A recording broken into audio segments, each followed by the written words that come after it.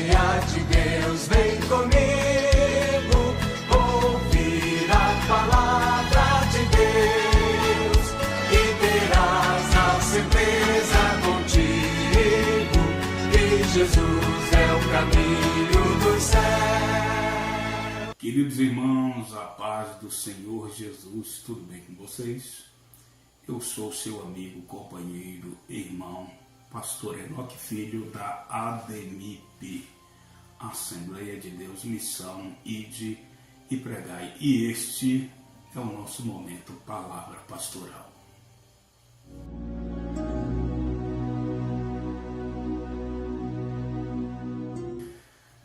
No momento Palavra Pastoral de hoje, nós estaremos trazendo um pequeno estudo da Palavra de Deus com o tema As características de uma igreja relevante. Este é um assunto, meus irmãos, muito propício para os dias em que nós estamos vivendo. E nós temos muito o que aprender com o texto que nós vamos estar lendo hoje e com a igreja que vai ser apresentada, é uma das igrejas do Novo Testamento, que serve para nós como um grande modelo e exemplo de uma igreja relevante. O nosso texto base está no livro de Atos, capítulo de número 2, dos versos 42 ao 47. Acompanhe comigo na sua Bíblia. E perseveravam na doutrina dos apóstolos e na comunhão, no partir do pão e nas orações. E em cada alma havia temor, e muitos prodígios e sinais eram feitos pelos apóstolos. Todos os que criam estavam unidos e tinham tudo em comum. E vendiam suas propriedades, bens, e os repartia com todos, segundo a necessidade de cada um. E perseverando unânimes todos os dias no templo, e partindo o pão em casa, comiam com alegria e singeleza de coração, louvando a Deus e caindo na graça de todo o povo, e cada dia acrescentava-lhes o Senhor aqueles que haviam de ser salvos. Falar sobre esse tema para mim é de muita alegria, é um momento de muita satisfação, porque a nossa igreja, quando falo nossa igreja, a igreja de Cristo que está sobre a minha responsabilidade, é uma igreja que procura viver princípios e valores da palavra de Deus. Como um bom assembleiano, nasci praticamente nas Assembleias de Deus desde os 5 anos de idade, que faço parte dela, crescendo nas escolas bíblicas dominicais e sendo um assíduo participante dos cultos doutrinários. Eu aprendi muito com os meus tutores, com os meus mestres, e carrego no meu coração aquilo que aprendi como se fosse o meu DNA. Como um bom conservador que sou da palavra de Deus e dos bons costumes, também tenho interesse de passar isso para as ovelhas de Cristo, porque nós temos que preparar um povo bem disposto e de boas obras. Falar das características de uma igreja relevante nos impele primeiro a trazer o significado desta palavra, relevante. Relevante é tudo aquilo que tem valor, que se distingue, que se destaca em relação aos demais. Uma igreja relevante é uma igreja que tem os seus princípios e valores, que se destaca, que se distingue entre as demais, mas não porque ela é diferente, não porque ela é apenas diferente, mas sim porque ela procura viver os princípios da palavra de Deus, e isso é muito relevante nos dias de hoje. Vamos começar fazendo a exegese do texto, e eu vou de forma bem devagar, esmiuçada, para que você possa compreender. Vamos para o verso de número 42 do estudo da palavra de Deus, que diz o seguinte: e perseveravam na doutrina dos apóstolos e na comunhão, no partir do pão e nas orações. E perseveravam. Vamos dar um break aqui na palavra perseverar. Perseverar significa permanecer firme no propósito, não desviando a atenção. A igreja de Atos dos Apóstolos, ou como nós chamamos a igreja primitiva, era uma igreja que permanecia firme na doutrina dos apóstolos. Eles não permaneciam firmes em qualquer tipo de doutrina. Permanecer, como eu falei, significa ficar firme no propósito, não desviando a atenção. E eles perseveravam na doutrina dos apóstolos. A palavra doutrina, na sua ordem etimológica, quer dizer conjunto de princípios e valores. Tudo hoje na vida tem princípios e valores. Embora existam muitas pessoas que já abriram mão disso, nós continuamos vivendo os princípios e os valores éticos e morais da palavra de Deus. A igreja primitiva era uma igreja relevante porque eles perseveravam, eles permaneciam na doutrina. Porque existem igrejas hoje que perderam estas características, já não têm as características de Cristo. A igreja de Cristo tem que viver segundo a palavra de Cristo, como disse o apóstolo João, diz que aquele que diz estar em Cristo também deve andar como ele andou. Então a igreja primitiva, ela perseverava na doutrina dos apóstolos, que era a doutrina que Cristo entregou aos apóstolos, e eles ensinavam aquela multidão, e por perseverar nesta doutrina, eles carregavam as características de uma igreja relevante, uma igreja que se destacava, uma igreja que era diferente, uma igreja que chamava atenção, e uma igreja que muitos que eram chamados a atenção por ela desejava ser igual a ela. Coisa boa é o nosso testemunho a agariar vidas para Cristo. E eles não perseveravam apenas na doutrina dos apóstolos, eles perseveravam também na comunhão. Eles perseveravam também na comunhão. A palavra comunhão, na sua ordem etimológica, quer dizer eles viviam, perseveravam em harmonia, no modo de sentir, de pensar e de agir. Então eles tinham tudo em comum. Esta comunhão que eles tinham e perseveravam nela era o que fazia a unidade da igreja. Era o que mantinha a comunhão da igreja, a firmeza espiritual da igreja. Ninguém estava só, todos estavam unidos em comunhão, todos estavam no mesmo sentimento, no mesmo jeito de pensar, na mesma forma de agir, e isso fortalecia a igreja, e eles perseveravam na comunhão. E eles não perseveravam apenas na comunhão, eles perseveravam também no partir do pão. O partir do pão aqui da ideia da obra filantrópica. Eles eram aqueles que ajudavam os necessitados. A palavra filantropia, ela é dividida em duas palavras. Primeiro é philos, que quer dizer afeição ou amor. E a segunda é anthropo, que quer dizer homem ou humanidade. Então a igreja perseverava na doutrina dos apóstolos, na comunhão, que era a mesma forma de agir, de pensar e de sentir. Eles perseveravam nisso, eles estavam ali arduamente, incisivamente firmados naquele propósito, e também na filantropia, que era a forma que eles tinham de mostrar a sua humanidade, a forma que eles tinham de amar o próximo como a si mesmo, repartindo o pão, não permitindo que nenhum dos irmãos passasse necessidade. Que bom seria que a igreja de hoje carregasse esta mesma característica. Nós paramos para observar a mudança que a igreja contemporânea vem sofrido no meio dos tempos, ao longo dos tempos. E nós percebemos que existe uma degradação do poder doutrinário na igreja.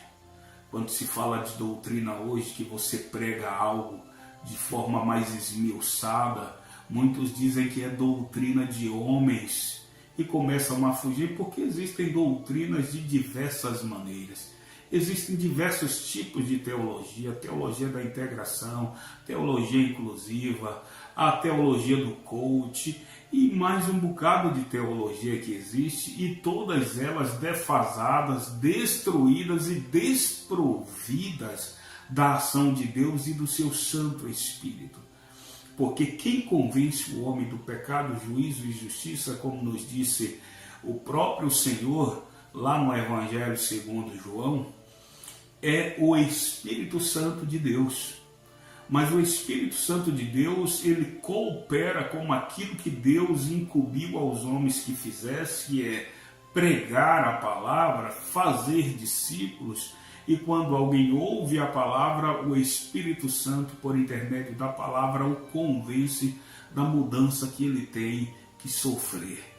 E aí, quando ele sofre esta mudança, que ele é impactado pela palavra, acontece o que está escrito no mesmo Evangelho de João, 8, verso de número 32, que diz: e conhecereis a verdade, e a verdade vos libertará.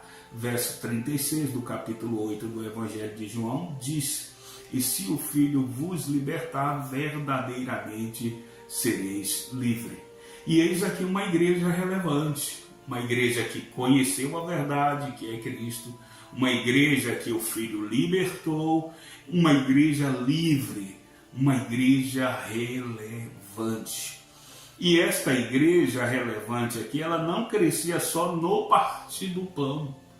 Ela, além de perseverar na doutrina, na comunhão e no partir do pão, ela perseverava nas orações. A palavra oração, ela no hebraico, ela tem uma colocação de conexão. Oração é o mesmo que conexão na raiz do hebraico. Aqui nesse texto, ela puxa mais para o grego. E no Novo Testamento, a palavra traduzida pelo termo oração é a palavra grega prosheuche, que significa invocar, pedir ou suplicar. Então eles perseveravam, a igreja relevante do Novo Testamento, melhor falando, a igreja primitiva, ela perseverava na doutrina, na comunhão, no partir do pão e nas súplicas, invocando ao Senhor ou suplicando. A palavra invocar quer dizer chamar à existência, chamar para perto algo sobrenatural. A palavra pedir quer dizer rogar com intensidade por uma necessidade. E suplicar quer dizer orar com rogos, com lágrimas, com aquebrantamento. E a igreja perseverava nesse tipo de oração. Por isso a igreja primitiva era relevante. Era uma igreja diferente. Era uma igreja que se destacava, porque ela crescia e perseverava em todas essas questões. E a Bíblia diz, voltando ao texto, e em cada alma havia temor, e muitos prodígios e sinais eram feitos pelos apóstolos. Verso de número 43. E em cada alma havia temor. A palavra hebraica para temor é ira, que significa temer reverencialmente. ela, além de crescer na doutrina, na comunhão, no partir do pão e nas orações, era uma igreja temente e havia temor entre eles. A palavra temor, como eu disse, é do hebraico ira, que significa reverenciar de joelhos dobrados, cabeça baixa e boca no pó. Era uma igreja que, quando falava de Cristo, eles se dobravam reverenciando a presença do Senhor entre eles. Então não tinha como uma igreja dessa não ser relevante.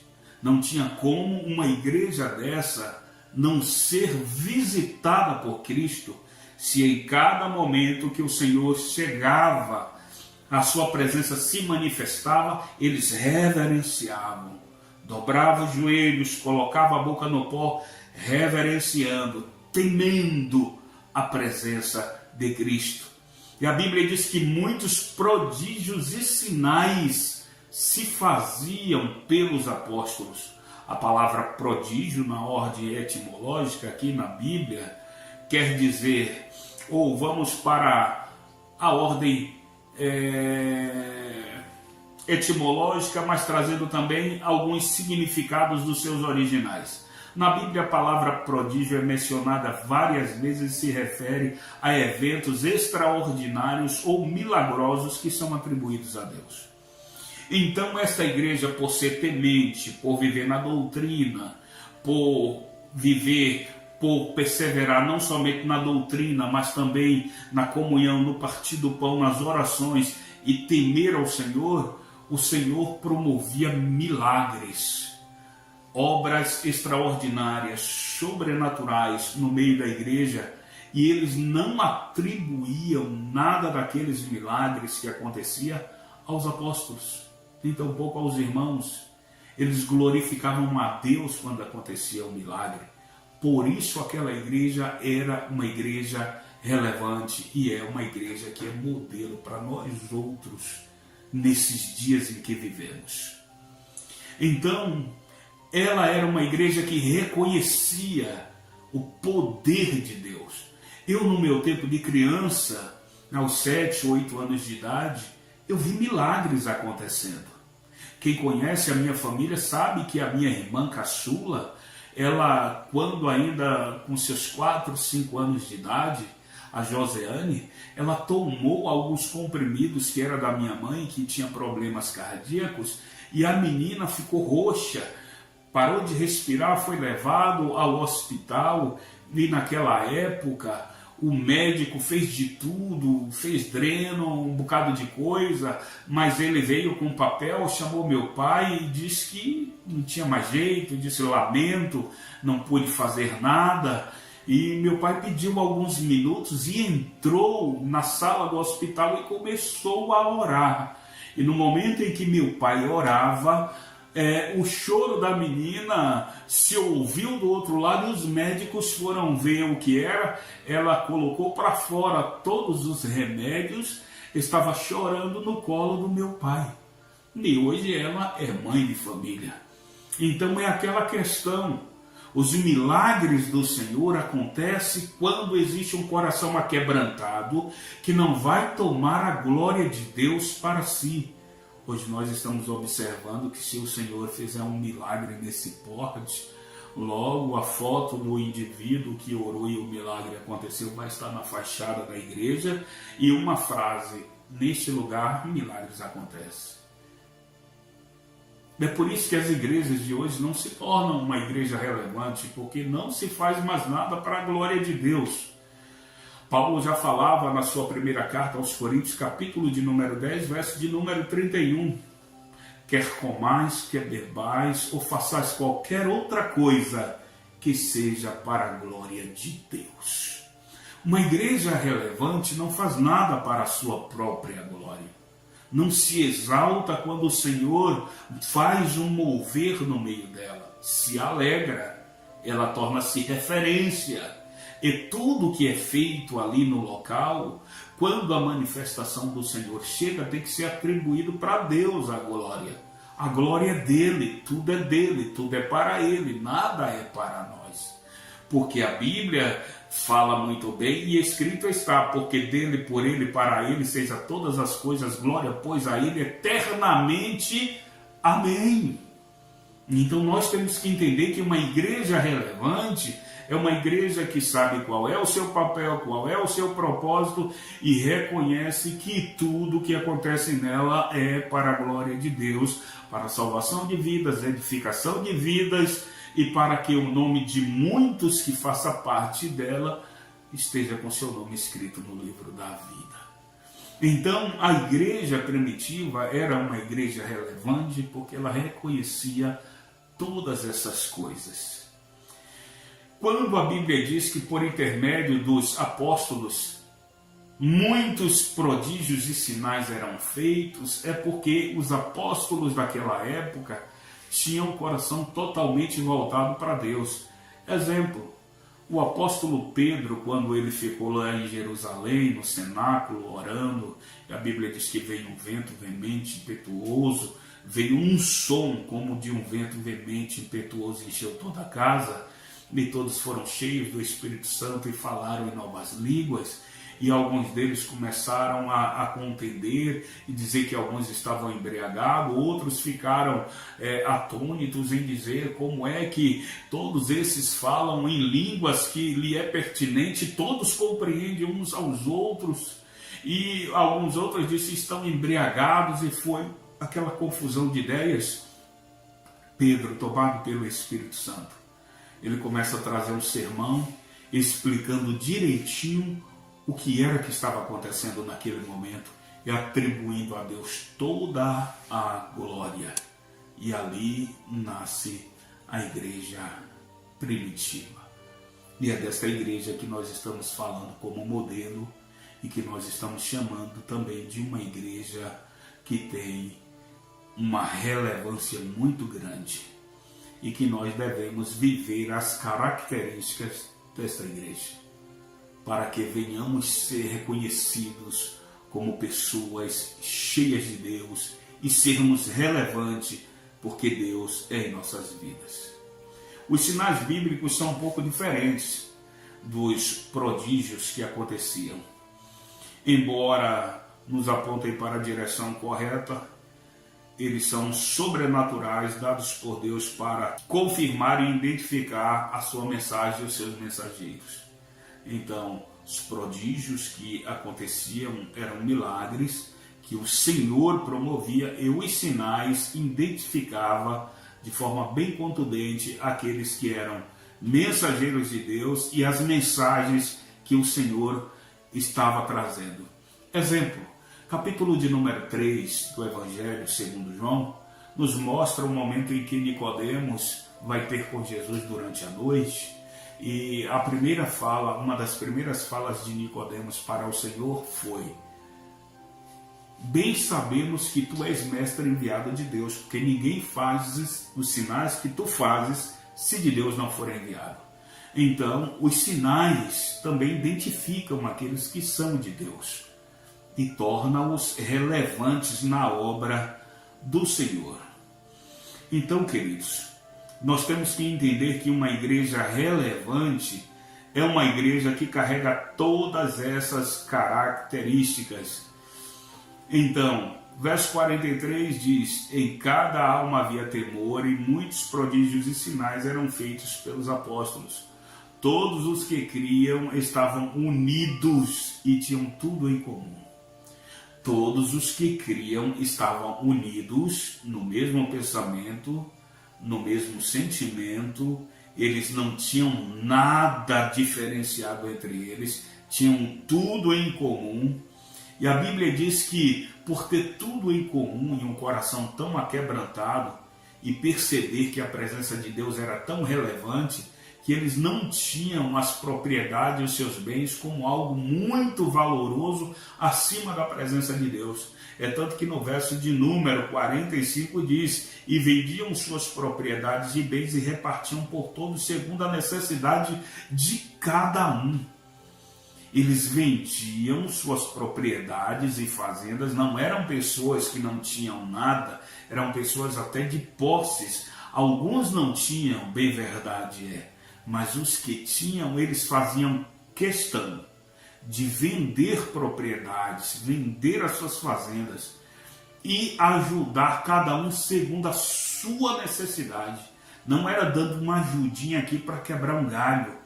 Eles eram tão relevantes no sentimento, na sua conversão, na sua regeneração, que eles eram totalmente transformados, que não tinham por valioso as coisas que tinham. Eles observavam os que estavam ao seu redor, que tinham necessidades, e começavam a vender o que tinha e repartir entre eles. E cada um segundo a sua necessidade. Se alguém tivesse devendo muito, eles dariam alguma coisa para eles que desse para pagar a dívida e sobreviver. E perseveravam unânimes todos os dias no templo. Perseveravam unânimes, unidos todos os dias no templo. Hoje estamos vivendo um tempo de desigrejados. Aqui na nossa congregação, na cidade de Amargosa, temos aqui uma congregação da DEMIP em Amargosa, e é uma igreja que nós pastoreamos, e sempre tem alguém passando, e quando nós perguntamos de onde o irmão é, ele diz assim: eu estou visitando, mas você, o senhor ou a senhora são evangélicos? Nós somos. Eu disse: congrega Natal, na qual congregação, na qual denominação? Não temos uma denominação, estamos visitando já há tanto tempo.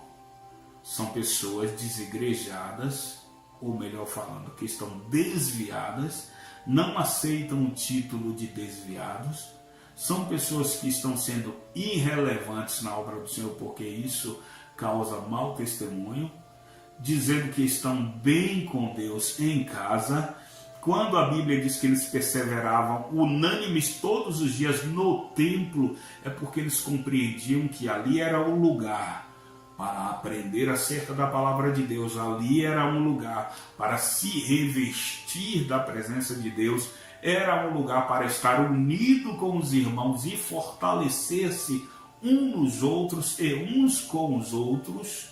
Mas hoje é uma divisão terrível, hoje é um descrédito pelo Evangelho, exatamente por causa desses maus testemunhos, e a igreja tornou-se uma igreja pouco relevante no meio da sociedade.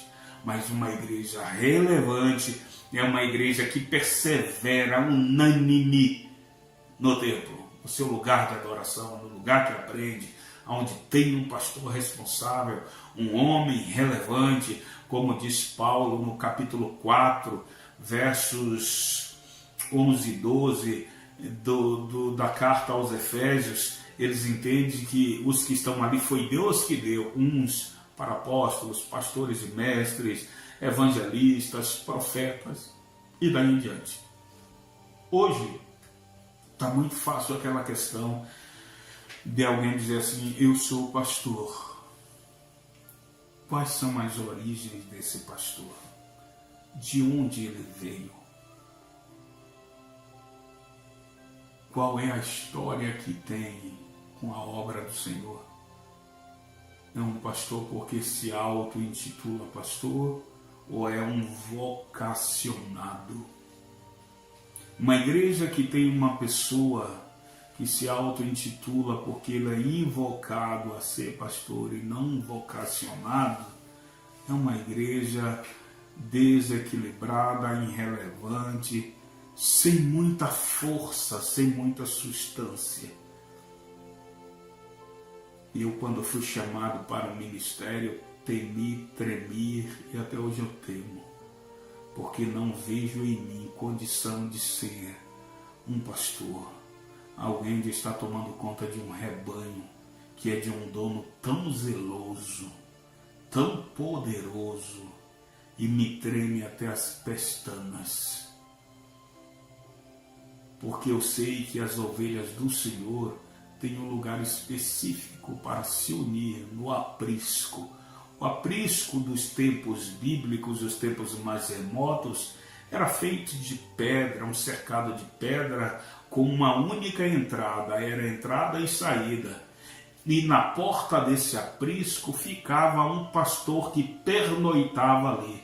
E a porta daquele aprisco era o pastor. O acesso era o pastor. Lá dentro ele deixava alimento e água e fazia uma pequena fogueira com pedras ao redor para que as ovelhas se aquecessem durante a noite. Mas ele era a porta das ovelhas. E Jesus declarou isso muito bem quando ele disse que ele era o bom pastor e que o bom pastor dá vida pelas ovelhas. Então, mas voltando para o texto. E perseveravam unânimes todos os dias no templo e partindo o pão em casa, comiam com uma alegria e singeleza de coração. Eles tinham comunhão em tudo, no templo, quando estavam em casa, se reuniam, partiam o pão com singeleza. A palavra singeleza quer dizer simplicidade na sua ordem etimológica. Então eles repartiam o pão com simplicidade de coração. Eram pessoas sem muita vaidade, eram pessoas muito simples. Por mais que fossem ricos ou pobres, doutos e indoutos, todos tinham algo em comum, que era a vontade de morar no céu e servir a Cristo com integridade. E eles louvavam a Deus e caíam na graça do povo. E a Bíblia diz que a cada dia o Senhor acrescentava as almas que havia de ser salva. Por que o Senhor acrescentava? Porque era uma igreja sarada na doutrina, uma igreja sarada na comunhão, uma igreja sarada no partir do pão, uma igreja sarada nas orações, uma igreja que temia o Senhor, sabia reverenciar o Senhor, uma igreja que até no momento dos milagres, dos prodígios, era sarada, glorificava a Deus pelos milagres que aconteciam, porque sabiam que era Deus que estava produzindo. Era uma igreja que pregava e que o Senhor confirmava através de sinais, mostrando quem eram os seus mensageiros e que a mensagem era dele. Então, uma igreja dessa é uma igreja relevante e é uma igreja modelo para nós outros do século XXI. Nós estamos passando por momentos difíceis nesta questão de ser ou não ser relevantes nos últimos dias. E precisamos despertar, irmãos. Precisamos acordar, porque nós somos um povo seleto. Quem nos escolheu foi o Senhor. E nós estamos nos tornando uma igreja irrelevante. E precisamos voltar a ser relevantes, para que a glória do Senhor se manifeste entre nós. E no momento em que a glória do Senhor se manifestar, que nós venhamos atribuir ao Senhor a glória. Não foi o pastor quem te escolheu, meu irmão. Você que é obreiro, que é auxiliar, diácono, diaconisa, que é presbítero, evangelista ou pastor, quem te escolheu foi Deus. Faça tudo para a glória de Deus. Evangelho segundo João, capítulo 15, verso de número 16, escrito está: vós não me escolheste-vos a mim, eu vos escolhi a vós, e vos nomeei para que vades e deis fruto, e que o vosso fruto permaneça, a fim de que tudo quanto ao Pai pedires em meu nome, Ele vos conceda. Há recompensa para os vossos trabalhos. Seja relevante, não desfaleça, não desista, não permita que por intermédio da sua vida escândalos venham para o Evangelho, mas que o nome do Senhor seja glorificado por intermédio da sua vida, porque aqueles que trazem escândalo, o Senhor disse que melhor lhe fora que colocasse uma pedra de moinho no pescoço e se lançasse ao mar, porque dos tais ele não teria misericórdia. Ai daquele que fizer escandalizar um desses pequeninos que creem em mim, diz o Senhor. Então, venhamos ser uma igreja relevante. Eu quero orar por você. Eu quero orar com você. Senhor Deus, Pai eterno, bondoso e glorioso que está nos céus, te louvo por esse momento que o Senhor nos permite em estar contribuindo com o teu reino, levando esta palavra para os meus irmãos que estão a nos ouvir. Que esta palavra venha causar um impacto positivo na vida de cada um deles, e que eles venham refletir e ter como modelo vários homens e mulheres de Deus que foram relevantes na tua obra, que foram diferentes, que foram pessoas que faziam tudo para a glória do nome do Senhor. Hoje nós falamos um pouco acerca das características da igreja primitiva, que são características que também têm que existir em nós como igrejas contemporâneas. Deus, cobre-nos com teu sangue, nos dê entendimento, discernimento e sabedoria para continuarmos fazendo a tua vontade, sem recalcitrar contra os teus aguilhões. Ajuda-nos nesta caminhada. Não é uma caminhada fácil, mas é gratificante. Que venhamos ser sempre uma igreja relevante, para que em tudo o teu nome seja glorificado. Abençoe os nossos irmãos, abençoe as nossas vidas. É o que eu te peço e te agradeço desde agora e sempre. Amém. Queridos, até o próximo momento Palavra Pastoral. Foi uma grande satisfação compartilhar com vocês um pouquinho da Palavra de Deus.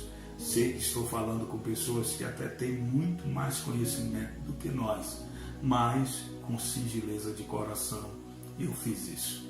Deus em Cristo vos abençoe. Fiquem todos na paz do Senhor. Que a graça e a paz do nosso Senhor e Salvador Jesus Cristo, o amor de Deus, nosso Pai, que a unção, as revelações e as doces consolações do Espírito Santo esteja com todos, desde agora e para todos sempre. Amém. Um abraço no coração de todos.